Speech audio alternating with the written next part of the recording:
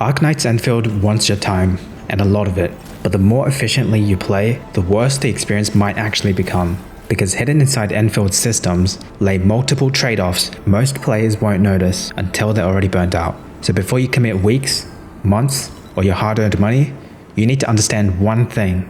Are you playing Endfield, or are you the one getting played? On the surface, Arknights Endfield presents itself like a gacha you can play casually, with its approachable mechanics and relatively straightforward daily gameplay loop. Log in, do your dailies, collect your resources. Simple. But even playing full-time barely moves you towards a single temple. And once you realize how long real progression actually takes, the entire game starts to feel different. It becomes a game of dedication, to commit a significant portion of your time rushing through content, rather than engaging with it.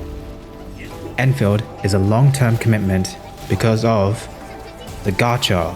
Whoa. Now, I know there's the argument of not interacting with the gacha to enjoy the game, and you're right, it is a very fun game at its core. But come on dude, it's a gacha game. A big part of your enjoyment of gacha games will be collecting and trying out new characters. So to get pulls for said characters, you need Oro barrels. But how do you get those? A bunch of sources, like dailies, weeklies, exploration, events, just to name a few. The issue, however, is that the game doesn't give you that much from doing all these, and it's very time consuming to run around doing the exploration, growing the factory, or doing the quests.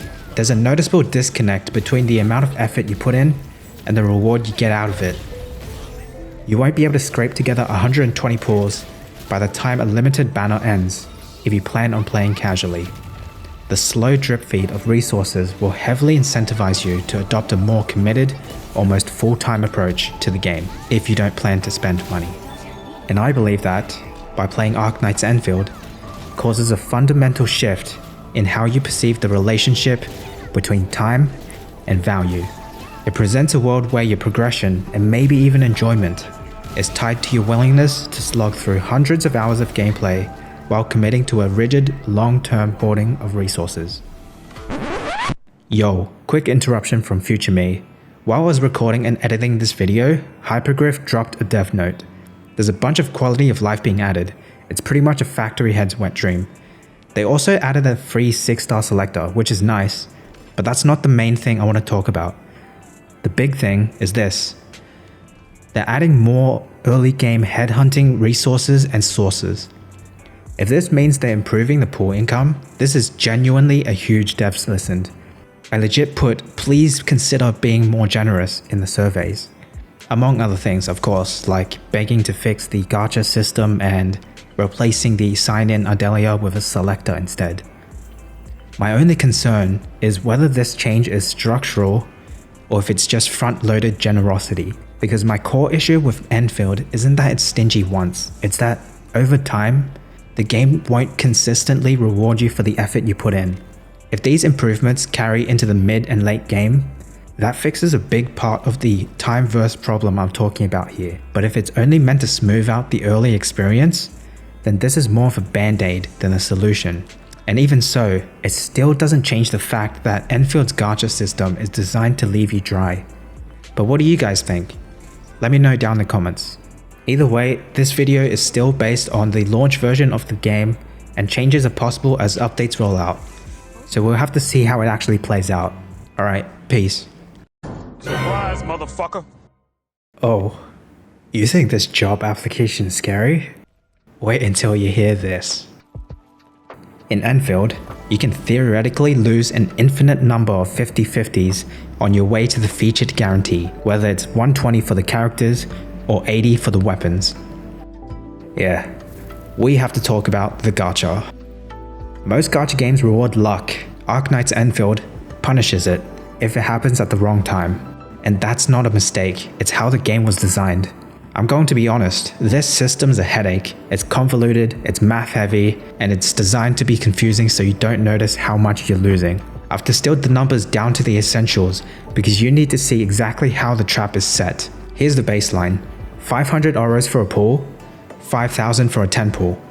You've got your standard pity at 80, that's your safety net for a 6-star. The soft pity starts at 65, where the base rate for a 6-star increases by 5% every pull you do until you hit. It's a 50-50. It carries over to the next banner. It's standard gacha stuff so far. Alongside this standard pity, there's also a featured pity. Let's call it the Endfield Spark. This is what makes the game a gacha hell. To guarantee the featured unit, you need 120 pulls. But unlike the standard pity, this spark system resets to 0 the moment the banner ends, or if you win 50-50 early. Let's move on to the weapon system. Endfield handles weapons differently. Instead of a separate gacha you spend your auros on, you use arsenal tickets, a byproduct of your character pulls. Pulling a 6-star gives you 2,000 tickets and a 5-star gives you 200. On paper, it sounds consumer friendly. You pull the characters, you earn the weapon. No split focus. But here's the thing. The pity for the featured weapon is 8 10 pulls.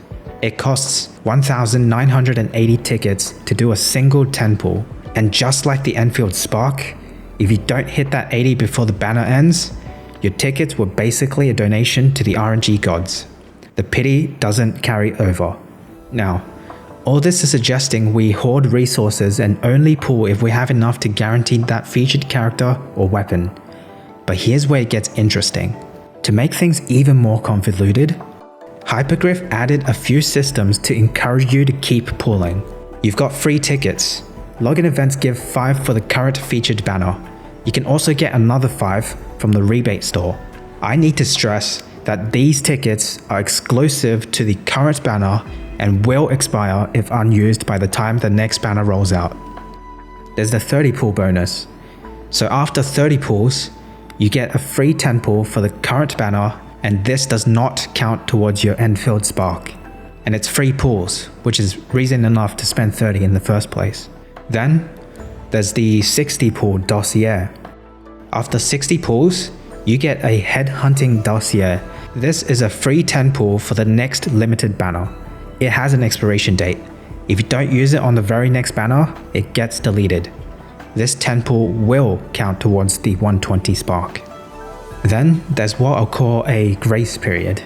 Unlike most gachas, where the featured unit will disappear as soon as their banner ends, Endfield lets the previous 2 limited units stay in the 50-50 lost pool for the next 2 banners before they truly go into hibernation.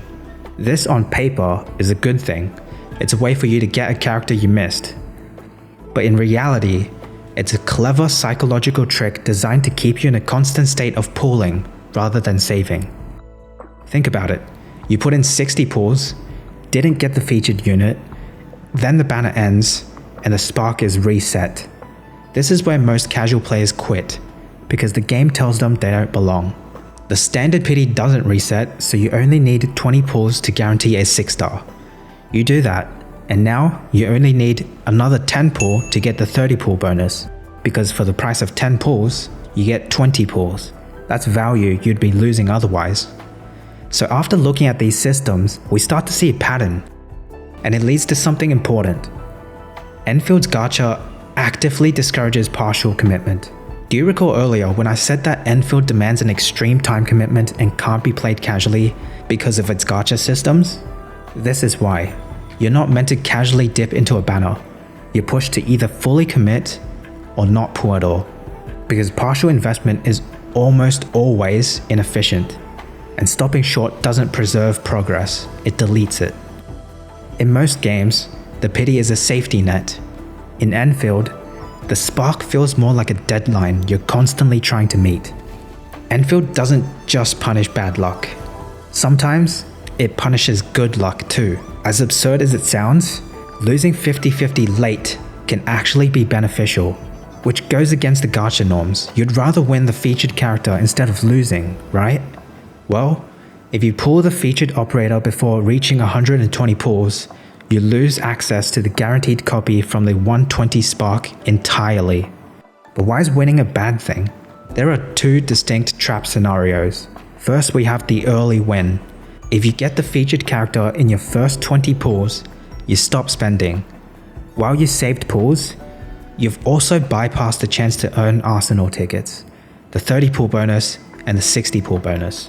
You end up with a top tier operator but zero way to afford their signature weapon unless you've saved up a ton, or you pull some more on the character gacha. Second, we have the late win. Winning a 50-50 at 110 spark is the ultimate efficiency loss. The 120 spark counter is reset. If you had lost that 50-50, you would have walked away with random 6-star plus the featured operator just 10 pulls later. And we can't forget, you also get 2,000 Arsenal tickets for both of these 6-stars. By winning late, you've basically missed out on a free 6-star operator as well as an extra 10 pull on any weapon banner. So this essentially means, in Endfield, a win isn't always a win. Sometimes it's just a massive efficiency loss in disguise. So how can you prevent efficiency loss? Well, in most modern gacha games, the rebate system is designed to soften bad outcomes. You lose enough and the game slowly gives value back. So let's take a look at Enfield's rebate system. Okay, Endfield doesn't really do that. Here's how the rebate system works. After maxing a 5-star operator, extra duplicates convert into the low value rebate currency, the AIC quota. This buys expiring tickets for the current featured banner. The higher tier rebate currency, the bond quota, buys tickets that don't expire, but it's also much harder to obtain. You only get 10 for every 5-star you pull, and it costs 25 for a single ticket. If you compare this with other modern games of the same genre, it's clearly worse. In Wuthering Waves, the 5-star equivalent gives back 1 pull, and it doesn't expire. If you only care about the pulls that don't expire, then Endfield loses here. I'm bringing this rebate system up because casually dipping into the gacha is not advised, but the game clearly wants you to drop a few pulls here and there with all these expiring pulls. For a game that demands careful long-term planning, the safety net here is unusually thin. So basically, Endfield clearly rewards long-term, strict planning, and it punishes impulsive or casual gacha interaction. None of this is accidental. They'll throw all these FOMO-inducing systems at you, like free tickets, but they expire, so you better use them. Now pull 30 times to get the free 10 pull. You pulled 60 times? Here's 10 pulls for the next banner to help snowball the process all over again. It's designed to leave you dry. This was made worse by the fact that at the launch of the game, Enfield's premium currency was slow, deliberate, and limited. To guarantee a featured operator without spending money, you'll need highly optimized factory production, daily engagement for maximum currency gain, full clears of exploration, quests, and side content, and long periods of strict saving. Because if you're about to hit the featured guarantee but don't have enough currency and the clock's ticking down for this limited banner, with the next one coming soon, all this creates a binary choice. Sacrifice your time or crack open your wallet, because currently there's very little room for casual, inefficient play. And if the game were bad, no one would care about the gacha. The tragedy is that the game is good, but the systems are hostile. So when you put all this together, you start to see the real cost of Arknights Endfield. And it's not just money, it's time.